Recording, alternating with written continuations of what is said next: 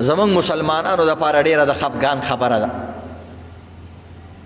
زمونږ مسلمانان په دغه وخت کې چې ټوله دنیا په وبایي مرضو کې شکار ده، داسې مسلمانان شته عزتمندو چې هغه ذخیره اندوزي کوي،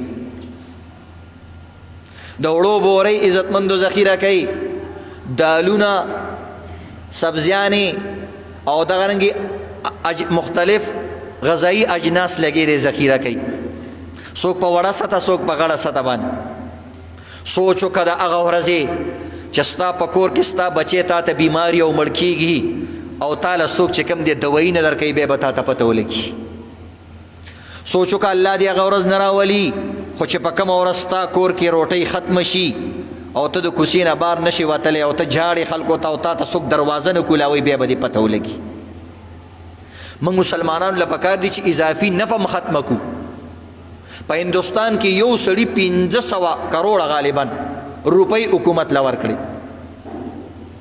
موږ او تاسو جومات کې یو صابون نشو کېغوستی، په لاره کوڅو باندې یو سپری نشو کولی، الټم غذایی اجناس چې کوم دی دغه کړه، ذخیره کړه. ذخیره اندوز باره کې تاسو ته پته ده د وبایي امراضو یو وجه د چې کوم دی ذخیره اندوزي ده. د ذخیره اندوزۍ د وجې نه الله داسې بیمارۍ راولي. نبی علیہ الصلاۃ والسلام فرمایي من احتکر علی المسلمین طعامهم ضرب الله بالجزام والافلاس.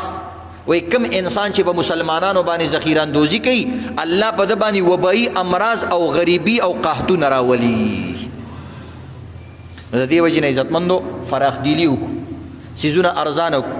حکومت له پکار دی چې د دې څیزونو روکتام وکړي او دکانونو کې د دې څیزونو تپوس کوي چې څه ریټونو سره خلک څیزونه خرڅوي. او بل حدیث کې راځي والمحتکر ملعون، څوک چې احتکار کوي او ذخیره اندوزي کوي دا لعنتي انسان دی، په دې باندې لعنت دی.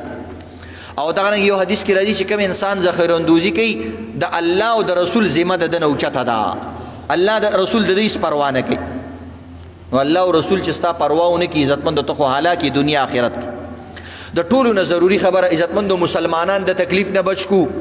په لارو کوڅو کې لس لس شل شل الکان ولاړي، موبایلونه ګوري. د بیماریانو عزتمندو یو ظاهري اسباب دي د ختمېدلو، یو روحاني اسباب دي.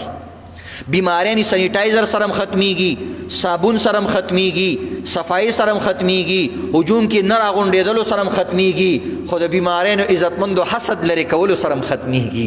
بیماریان عزتمندو مسلمانان سره ښېګړو سره ختمیږي، مسلمانانو سره ظلم سره بیماریان نورې زیاتیږي. د مسلمان عزتمندو زړه چول او هغې له تکلیف ورکولو سره دا بیل وایرس دی، دې سره بیل الله رب العزت دغه زیاتی.